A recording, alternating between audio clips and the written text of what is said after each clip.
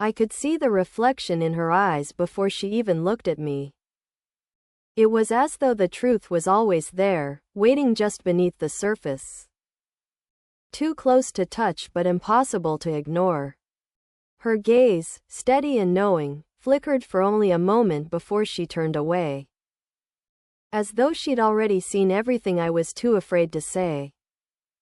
The room was cold, colder than usual. Despite the late afternoon light creeping through the blinds. The house had its own way of keeping time, silent, unyielding. She sat at the kitchen table, her hands folded neatly in front of her. The pale yellow envelope lying between us like an accusation I hadn't been able to escape. "I'm not going to ask you what happened," she said. Her voice soft but edged with something darker, something familiar. "I already know." I didn't speak. There was nothing to say. I could feel the weight of the words hanging in the air, but the more I tried to find them, the more they seemed to slip away. I kept staring at her, at the way her eyes didn't waver. At the way she already knew what I had done.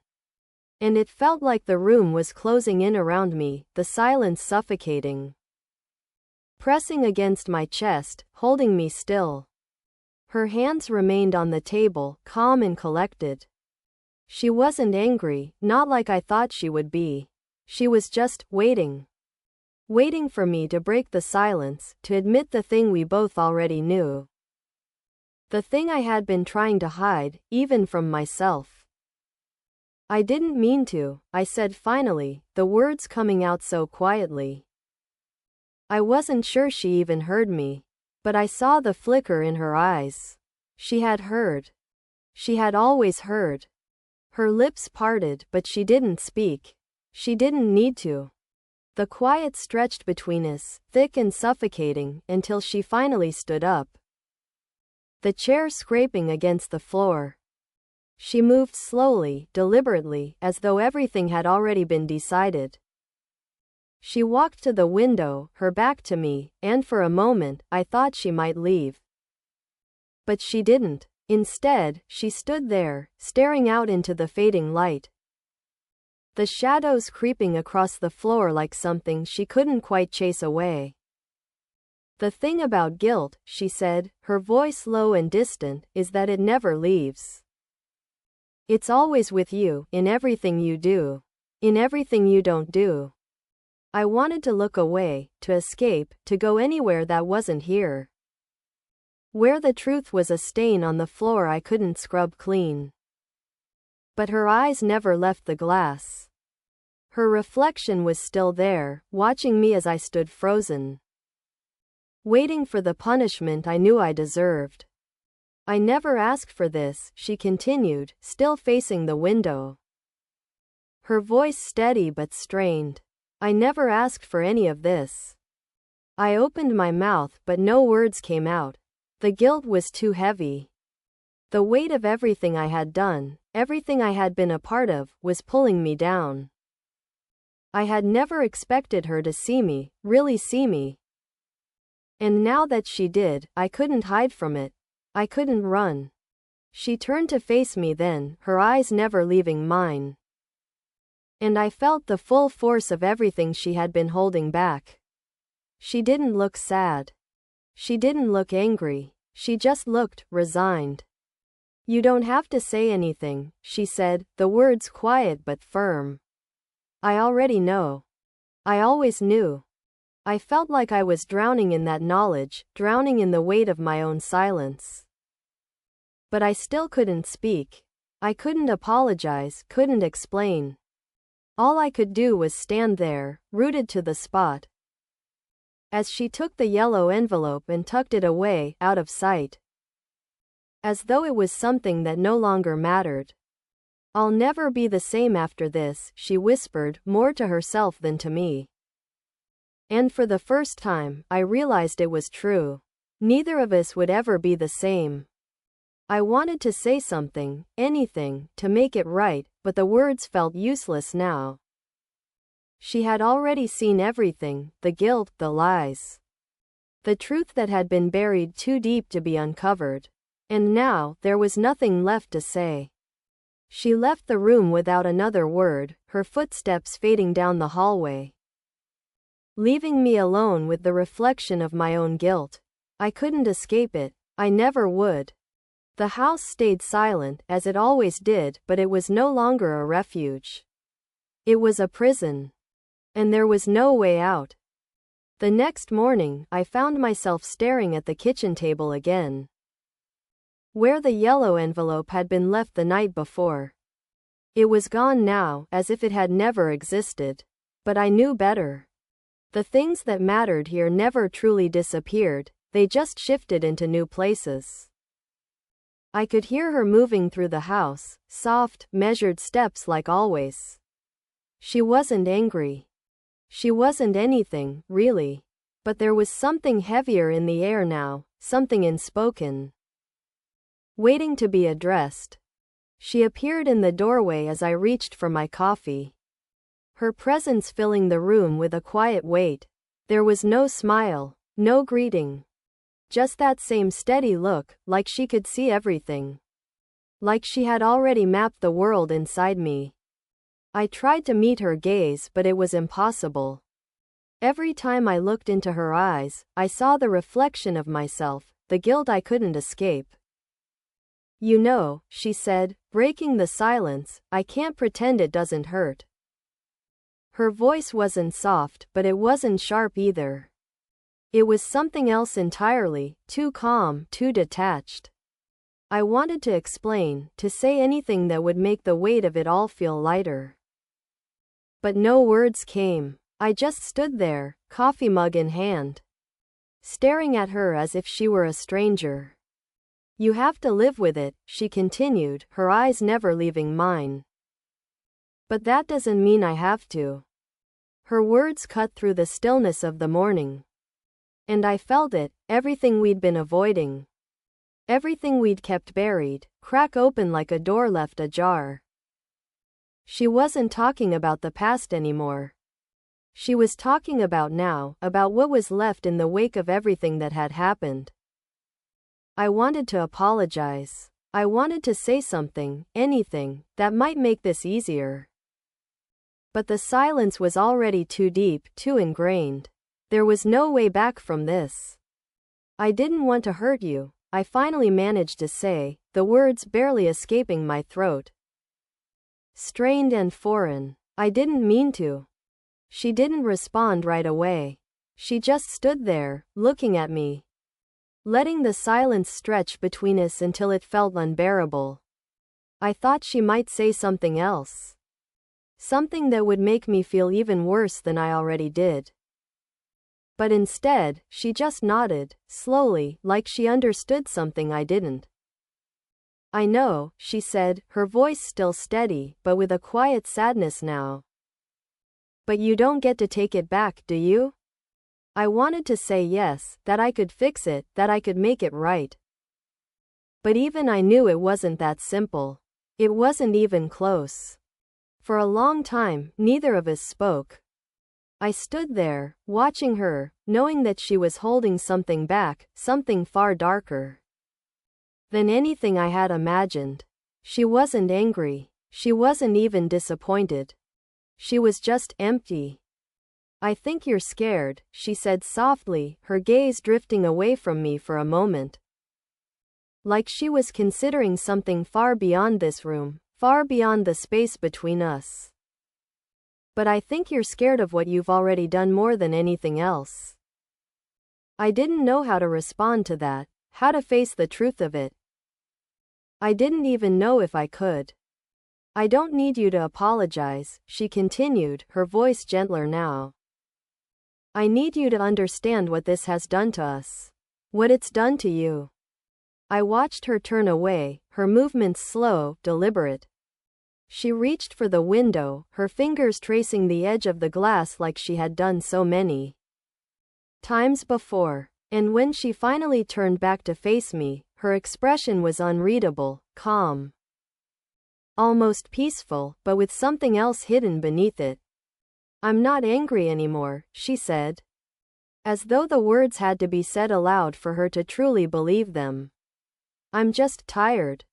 And then she left the room, her footsteps fading down the hall, leaving me alone with the silence that felt heavier than any confession, than any apology. The truth settled around me like dust, and I wondered if I would ever be able to breathe again. The guilt, the unspoken understanding between us, it was too much.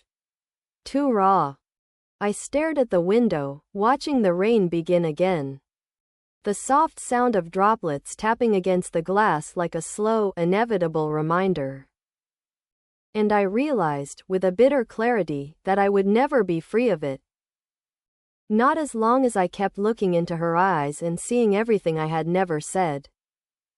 Everything I had tried to hide. The silence stretched on, thick with all the things we would never speak aloud again. The days that followed felt like I was living in the space between breaths, each one suspended. Waiting for something to shatter the stillness, but nothing ever did. She moved through the house like a shadow, a presence that wasn't truly there. Her silence deeper than any words could have been. I could feel her watching me, even when she wasn't in the room. Her gaze still heavy on me from wherever she stood. I tried to fill the empty space. Tried to convince myself that things weren't as bad as they seemed. But there was no escaping the weight of what had been said, of what had been left unsaid. Every corner of the house felt different, colder, more oppressive. The glass walls that had once felt like a comfort now felt like a trap, reflecting everything I couldn't face. I could hear her moving upstairs one morning, soft, deliberate footsteps that echoed too loudly in the silence. It wasn't a sound I had ever really noticed before, but now it was impossible to ignore. I stood in the hallway, hesitating at the foot of the stairs, unsure whether to follow or turn away. Finally, I climbed the stairs, each step heavier than the last, as if the weight of our unspoken truths was pressing down on me. When I reached the top, she was standing at the end of the hallway, her back to me, staring out the window at the fog settling over the city. Her hands were clasped together, almost as if she was holding on to something fragile. For a moment, I didn't know what to say. What could I say after everything that had passed between us? You haven't asked about the envelope, she said quietly, without turning around. Her voice was calm, almost detached, but there was something in it, something I couldn't place. Something that felt like she was bracing herself. I swallowed hard, the words stuck in my throat. I thought you didn't want me to, I finally replied, my voice sounding foreign to my own ears. She didn't answer right away. Instead, she turned slowly, her eyes meeting mine. And I felt the weight of everything that had been unspoken between us settle into that single gaze. Her expression was unreadable. No anger, no hurt, just acceptance. It was as though she had already made peace with everything, with me, with what had happened. I thought it would be easier if you didn't know, she said, her voice quieter now. I thought I could protect you from it, from what's been buried between us. She paused, her gaze never leaving mine. But it's not about protecting you anymore. It's about what you choose to do with it, with what's already been done. I felt my chest tighten, the guilt that had been gnawing at me for days, for weeks, pulling at the edges of my thoughts. What do you want me to do? I asked, the question tumbling out before I could stop it. She didn't reply immediately. Instead, she took a step closer, her eyes searching mine, as if looking for something I didn't understand. I want you to understand that it's not just about what happened, she said softly. It's about what happens next. About how we move forward, with all of this between us. Her voice caught slightly, a tremor that I hadn't heard before. And I want you to know that I don't blame you. Not for this. I felt the breath catch in my throat. But you should. She shook her head, almost imperceptibly. No, I don't blame you. I don't blame anyone anymore. It just is. It's just here, now, and we have to live with it. I didn't know what to say to that. The weight of her words, of everything we hadn't said, hung in the air like a fog that wouldn't lift. I couldn't escape it. Neither of us could. She stepped past me, her movements slow, deliberate. And I watched her go without saying anything else. Her footsteps faded down the hallway, leaving me standing there, at the top of the stairs, caught between what had been and what was yet to come. I wanted to follow her, to apologize, to make it right, but I knew, deep down, that there was nothing I could do. Nothing would ever be the same again. And we both knew it. The silence stretched between us like a wall, and I could feel it growing, pushing us further apart with each passing day. I didn't know how to fix it. I didn't know if I could. But I knew one thing for sure: we were trapped in this house, in this silence, in this guilt. And neither of us knew how to get out. The clock ticked loudly in the distance, as if reminding me that time was still moving. Still waiting for us to face what had happened, what we could never undo. But there was no going back. Not anymore. The house had grown quieter in the days since our conversation. Even the clock, which had once punctuated every passing second with its loud tick-tick-tick, seemed to have grown hesitant, as if it too understood the weight of silence between us. I would hear her moving through the house, a soft rustle of fabric, the faint clink of a cup. But it was like she was disappearing more each day, becoming a shadow in a place that had once been home. I avoided her, not because I wanted to, but because every time I looked at her, I felt the weight of what we hadn't said, what I couldn't say. The reflection in her eyes, the one that had pierced through me the night we spoke, was still there, lurking beneath the surface of every glance. And I could feel it growing heavier with each passing day. It wasn't just guilt anymore. It was the knowledge that I had crossed a line I couldn't come back from, and neither could she. The envelope had disappeared from the kitchen, and the photograph was nowhere to be found. It was as if everything had been tucked away, buried beneath layers of silence and time. But I could still feel it all, feel the weight of it pressing in from every direction. I would catch glimpses of her, sometimes in the corner of my eye, as though she was waiting for me to see it, to finally acknowledge what had been done. But I never did. I couldn't. One evening, the rain started again, soft at first, then heavier, like it had been waiting to fall. I stood by the window, watching the droplets race down the glass, tracing lines that twisted and turned before disappearing into nothing. I had spent so many nights like this, watching the rain, watching the world blur outside while the silence inside threatened to swallow me whole. The door creaked behind me. I didn't turn around, but I knew it was her. I could feel the weight of her presence without needing to see it. She stood there for a long time, just watching me. And I could feel her waiting for me to speak, for me to say something, anything. But I didn't. I couldn't. She stepped closer, her footsteps soft against the floorboards, until she was standing just behind me. I still didn't turn to face her, but I could feel her there, close enough that I could almost hear her breathe. For a moment, there was nothing but the sound of the rain, the quiet rhythm of it as it fell against the glass. Then she spoke, her voice barely a whisper. "Do you ever think about leaving?" It wasn't a question I expected, but it was one I couldn't answer, because I had thought about it, many times. The thought of running, of leaving it all behind, of finding somewhere else to go. Somewhere where the guilt wouldn't follow.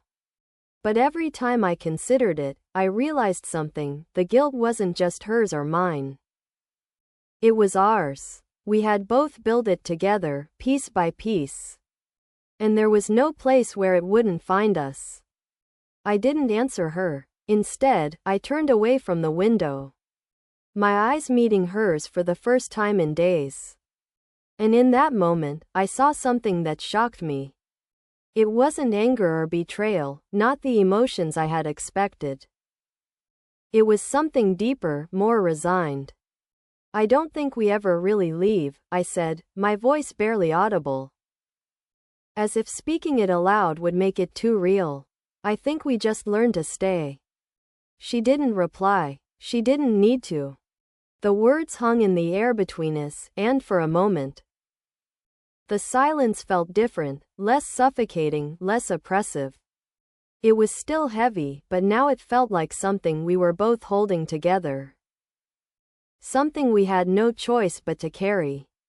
She stepped back, slowly, her figure disappearing into the shadows. The rain outside kept falling, relentless, but inside, there was no sound. No footsteps, no voices, just the soft, steady hum of the house. I stood there, alone once again, with only the reflection of my own guilt to keep me company. I didn't know how we were supposed to move forward from this. But I knew one thing for sure, I was never going to be the same. Neither of us would be. The clock ticked again, louder this time, as if it had been waiting for the right moment to remind me that time was still passing. That we were still living in it, despite everything. But the house stayed still. And so did we. The following days bled together in a haze of quiet routine. The kind that numbs you to the sharpness of your own thoughts. The house, once filled with the comforting hum of activity, now seemed to hold its breath. The walls thick with the weight of unspoken truths. I found myself wandering through the rooms like a ghost. Unsure if I was waiting for something to change or simply trying to outrun the silence that had taken hold of everything. She was still there, in the house, in the spaces between moments. But she had become something else. It was as though she had folded into herself, her presence less a person than an idea. A weight in the air that couldn't be ignored. I would catch glimpses of her, sometimes, sitting by the window, staring out at the rain. Her eyes distant, like she was searching for something that was always just out of reach. Other times, I would hear her moving softly through the house, her steps quiet, deliberate, like she was trying to make herself disappear. But no matter how much we tried to distance ourselves, we were always here. Trapped together in this space, with nothing but the past between us. One night, long after the rain had stopped, I found myself standing in the hallway. Unable to sleep. The house was eerily still. The kind of quiet that presses against your ears and makes every sound feel like an intrusion. I moved toward the kitchen, drawn by the faint sound of the refrigerator humming in the dark. I reached for the door handle, but before I could open it, I saw her standing in the doorway, watching me with an expression I couldn't place. "You can't run from this," she said softly, her voice carrying the weight of every unsaid thing that had piled up between us. "You know that, don't you?" I didn't answer. There was nothing to say anymore. The guilt was always there, hovering, a constant presence. And no matter how many times I tried to ignore it, it never left. I stood there in the dim light, feeling her eyes on me. Feeling the space between us grow even wider. "I never meant for it to come to this," I finally said, the words tumbling out in a rush. As if saying them aloud might make them true. But I can't undo it. And I don't know what to do next. Her gaze softened, but there was something in it that I couldn't quite understand, something that made my chest tighten. "You don't have to undo it," she said quietly. "But you have to face it. We both do." The silence stretched between us, but this time, it felt different. It wasn't as oppressive as before. It was a silence that held the weight of understanding, of acceptance. We weren't going to fix what had been broken. We were just going to live with it, somehow, some way. I don't know if I can, I whispered, my voice raw. She stepped closer, her presence filling the space between us. And for the first time in a long while, I saw her as something other than the woman who had come into my life and disrupted everything. I saw her as someone who had been hurt too, someone who had carried the same weight, the same guilt, and was just as lost as I was. You don't have to do it alone, she said softly, her voice low but steady. I'm here. We're here. We've always been. I felt the lump in my throat tighten. The tears I hadn't been able to cry threatening to spill over. But I didn't say anything more. I didn't know how to. I just stood there, my chest heavy. The silence wrapping around us like a cloak. After a long moment, she turned and walked back toward the living room. Her steps slow but sure. I watched her go, knowing that we were both still carrying the past with us, but for the first time, it didn't feel like something that would destroy us. It was just something we had to learn to live with, the way people learn to live with scars. I stood there for a while longer, the house breathing around me. The weight of what had happened still heavy on my chest.